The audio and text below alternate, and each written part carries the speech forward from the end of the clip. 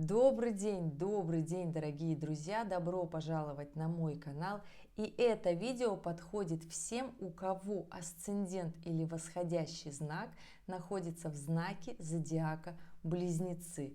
Да, дорогие, асцендент – это первый дом гороскопа или же восходящий знак, то есть тот знак зодиака, который окрашивает наш гороскоп, рассказывает о наших психологических качествах, то есть о наших бескорыстных интересах, типаж наш, наша внешность, то, как мы себя ведем, начиная любое дело. И да, дорогие, асцендент в Близнецах – это все про нас. Не все, конечно, про нас, еще важно, в каком знаке находится управитель вашего гороскопа, а управитель Меркурий. То есть вы прекрасно понимаете, про кого я сейчас буду рассказывать.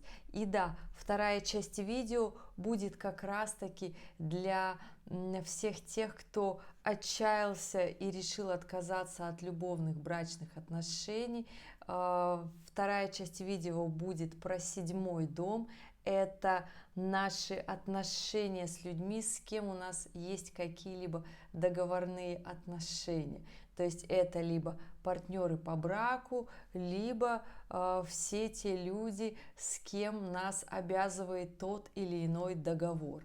Поэтому, ребята, вторая часть видео будет очень интересная, но и первая, я скажу, что очень даже, потому что если вы знаете качество своего асцендента, если вы знаете, как люди вас воспринимают, и вы правильно себя ведете, тогда перед вами открываются те самые двери, которые вам нужны, потому что представитель асцендента в Близнецах – это очень коммуникативный человек. И да, если рассматривать психологические качества, то здесь, конечно же, это подвижность, это неугомонность, это бесконечные контакты, коммуникации.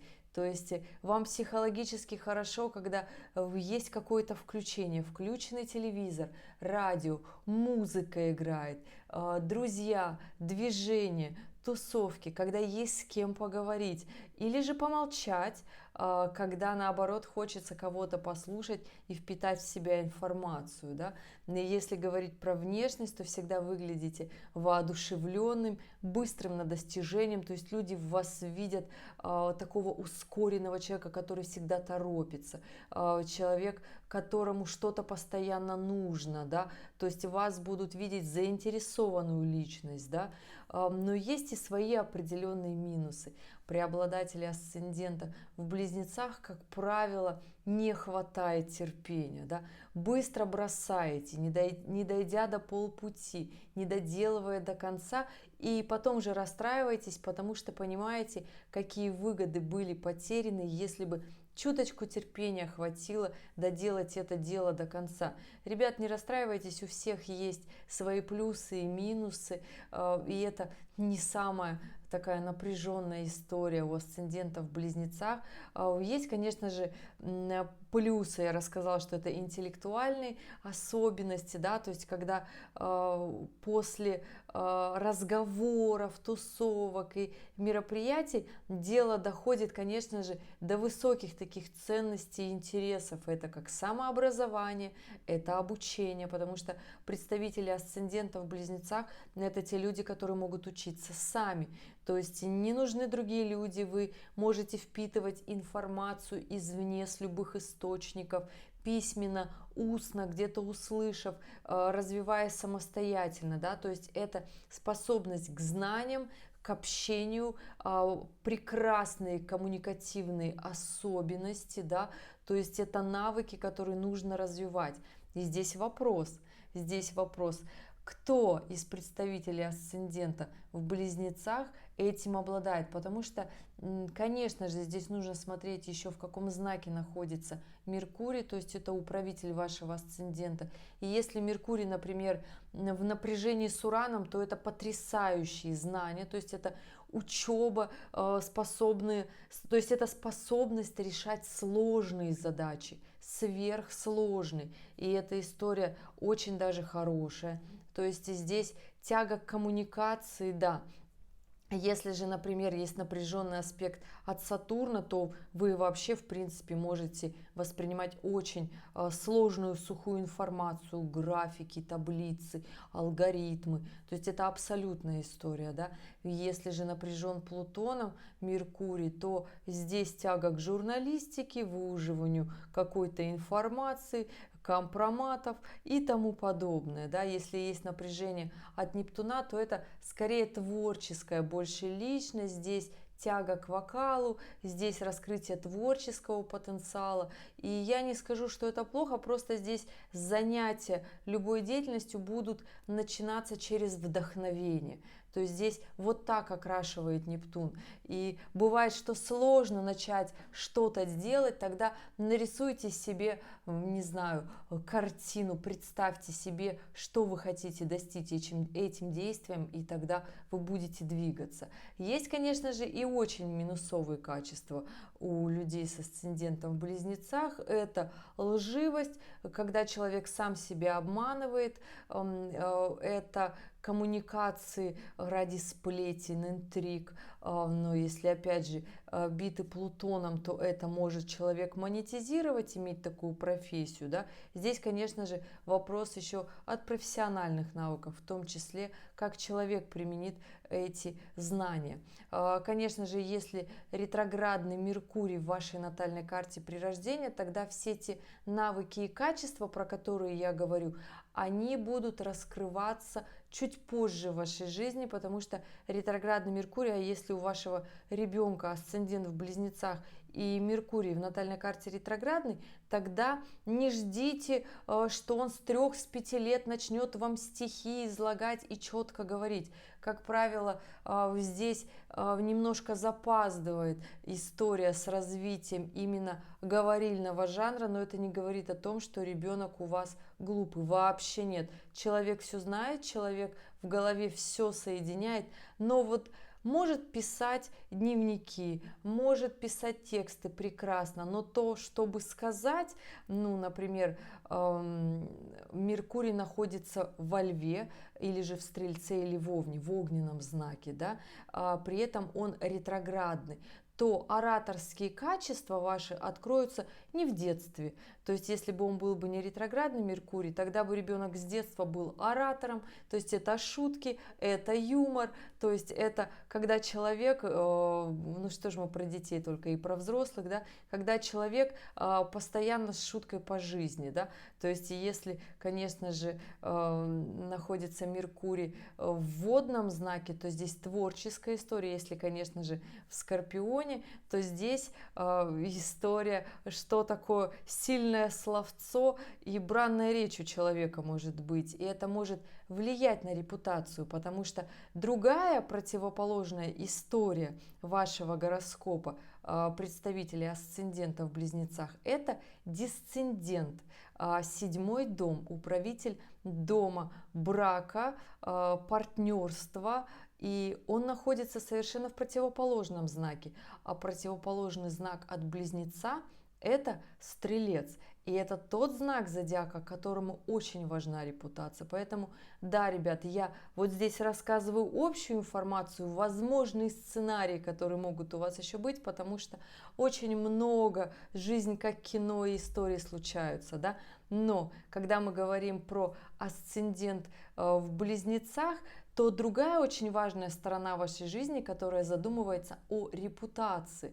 И это 7-й дом, наша публичность в Стрельце, когда уже нужно не просто так информацию гонять, когда уже нужно не просто так сплетни разносить, да, потому что минусовые качества Близнеца – это как раз-таки, когда информация не поднимается ступенькой выше, то есть она не применяется для улучшения качества жизни, она просто так, чтобы вот в одно ухо влетело, с другого вылетело, да, то есть это сплетни, интриги, скандалы, то есть это не та информация, которая дает качество жизни, да, ее носителю. И здесь, конечно же, очень важная история для вас, ребята, потому что можно говорить, что у меня асцендент в Близнецах, и я ничего не хочу решать. У нас у всех есть другая сторона нашего «я», это у каждого свое оно, да, и у вас, дорогие, это знак Стрельца, который думает и про репутацию, и про публичность, и про известность, и про мудрость. И здесь, конечно же, со всех этих сторон вы подходите и к выбору работы, профессии в том числе, как вы будете выглядеть в глазах других людей, какого партнера по жизни выбирать, то есть чувствуете качества, которые я перечислила, да, как правило, простой не очень-то нужен человек, хочется, чтобы человек был мудрый, интеллектуальный, желательно с багажом каких-то связей, знаний, да, образования однозначно, чтобы человек тоже куда-то стремился, были цели, потому что 7-й дом в Стрельце, а Стрелец — это знак зодиака, которому нужны высокие цели развития в жизни, когда хочется вырваться в элиту, в общество. И здесь понимаете, да, то есть как сложно свой асцендент конвертировать в 7-й дом, потому что когда мы, владея асцендентом, мы прекрасно коммуницируем с людьми, строим отношения, и здесь все прекрасно.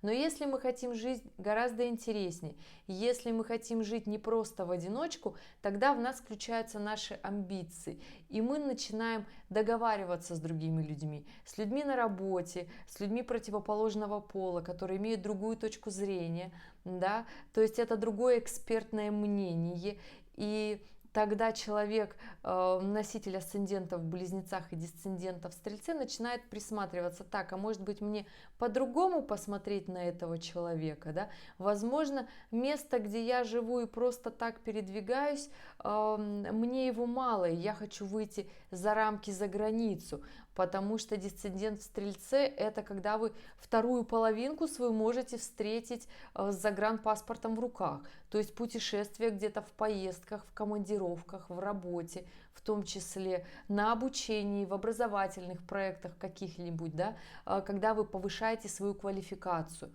То есть это очень важная история — иметь асцендент в Близнецах, и очень часто люди останавливаются на основной ступени. Ну вот я же просто живу свою жизнь, и мне достаточно.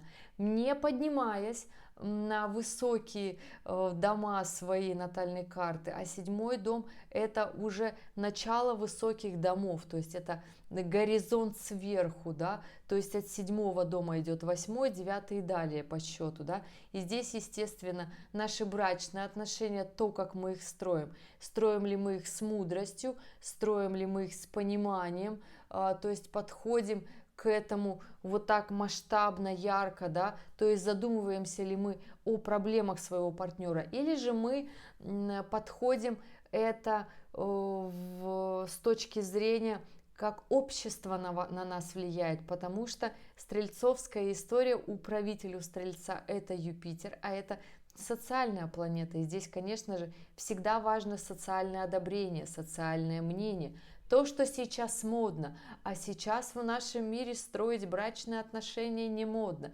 Сейчас в лучшем случае брачный контракт, но, ребята, скажу вам, что брачный контракт — это договор, и он точно так же идет по 7-му дому, понимаете? Поэтому штамп ли это в паспорте, брачный ли это договор — это одно и то же.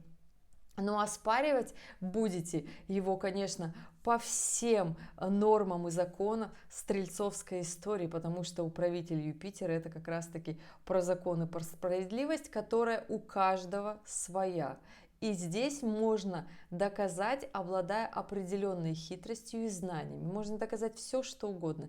И виновного сделать невиновным. И я надеюсь, вы все смотрящие это понимаете. Да? Поэтому здесь, ребята, обладателем все-таки 7-й дом в Стрельце, я надеюсь, вы это все понимаете. И отношения, если вы строите с мудростью, с долей юмора, шутки, шутки, в том числе потому что воспринимать все очень серьезно бывает сложно, воспринимать все с мудростью и с пониманием это очень много комфорта придает. И здесь очень важно как раз-таки быть и иметь вот эту ответственность, да, потому что смотрите, здесь и про мудрость, здесь и про легкость, и про свои внутренние страхи нереализации, которые уходят на дно, потому что дисцендентом в Стрельце управляют две планеты. Это основная Юпитер и еще Нептун. Когда мы не договариваем все то, что мы хотим сказать, потому что дисцендент в Стрельце – это когда мы яростно доказываем свою правоту, когда мы со своей второй половинкой можем и поругаться, но потом можем и извиниться и сказать, что что-то мы сделали не так, а вообще самое лучшее в этом разобраться, поговорить, когда лучше всего сесть за стол переговоров и быть максимально честными, да, не для того, чтобы просто оскорбить, да, потому что когда выходят отношения на нотку оскорбления, уже ощущение такое, что идет потеря репутации, потому что человек с дисцендентом в Стрельце очень дорожит репутацией. Это история, которую никак нельзя из жизни убрать, да? Для кого важно мнение партнера, второй половинки, близкого окружения в том числе. И здесь главное не переступить ту грань,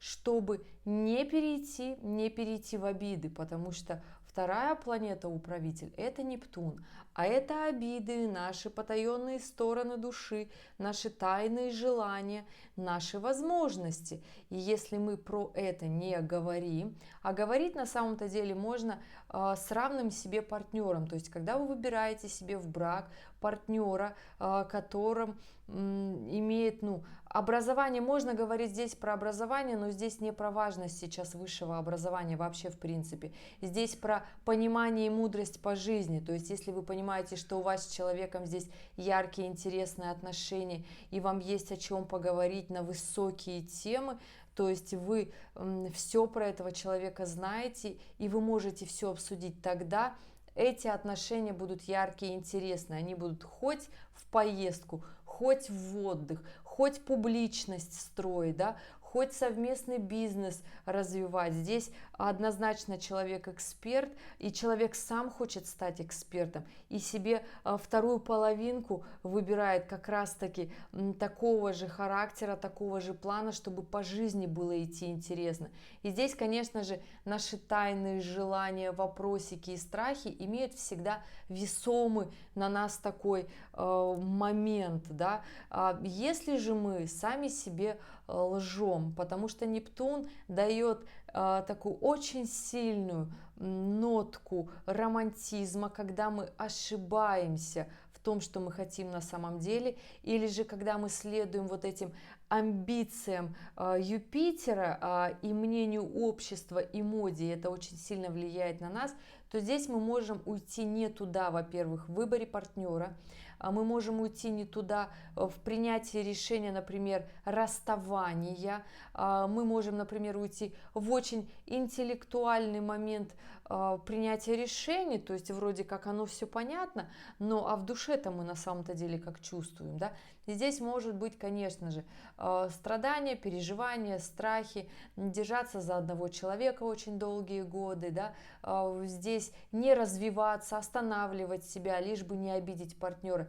Поэтому я и говорю, что партнера здесь очень важно, да и вообще, в принципе, круг общения, с которым вы растете в обществе, важно выбирать по своему интеллекту, потому что вам не будет интересно, заходя в комнату, оказаться там самым умным. Вам будет интересно расти в этом обществе с самыми умными, да, немножко чувствовать себя глупее на начальном этапе, но расти с этим обществом, с этими людьми, и здесь важно себе в этом признаваться, да, И важно понимать, что тот партнер, которого вы выбрали, и если же вы понимаете, что вы в какой-то момент его переросли, вложить в эти отношения, конечно же, долю мудрости и помочь своему партнеру тоже подтянуться, неважно, мужчина это или женщина, особенно если в ваших отношениях как раз-таки есть вот это понимание, мудрость, принятие, развитие другого человека, да, это очень важная история вообще в принципе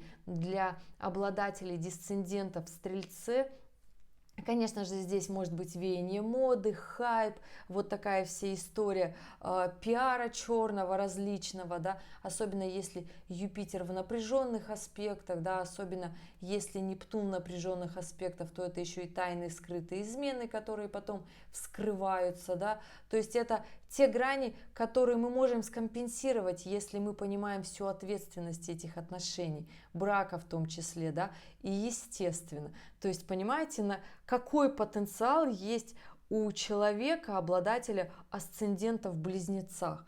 То есть вы понимаете сейчас, насколько можно подрасти и насколько интересно может быть жизнь. И вообще, если я сейчас вам рассказала про то, о чем вы мечтали в возрасте подростковом, 14, 15, 20 лет, 24 года, потому что это очень важные моменты движения Юпитера, когда мы как раз-таки хотим как личность появиться на горизонте, когда мы бунтуем против каких-то ограничений, когда мы желаем проявления. То есть вы понимаете, насколько очень важно здесь быть собой, и когда мы проявляемся с нашими лучшими качествами, да, мы, естественно, притягиваем к себе людей с такими же качествами, и мы, в принципе, не посмотрим на партнера, которого мы выбираем, мы просто сразу поймем, что нам неинтересно будет. То есть мне хочется большего, мне хочется вот так много, потому что дисцендент в Стрельце – это когда хочется много.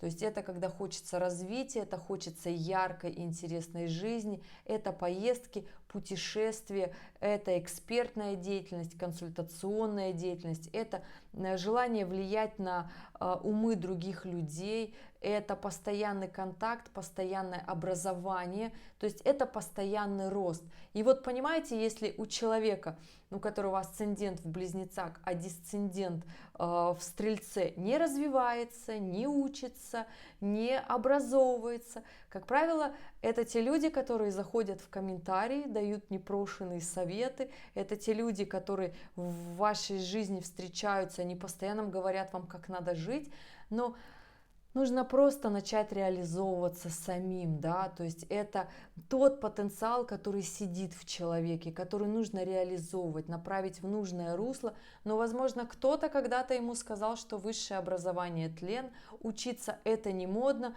пойду какие-нибудь курсы пройду и этого хватит, вместо того, чтобы расти вверх, можно что-то где-то вот здесь как-то прокрутиться, и этого достаточно. Но здесь масштаб очень большой личности, и здесь нужно это понимать. И да, свою статусность, свою экспертную оценку, конечно же, вы всегда показываете в обществе по Стрельцовскому каналу, по 7-му дому.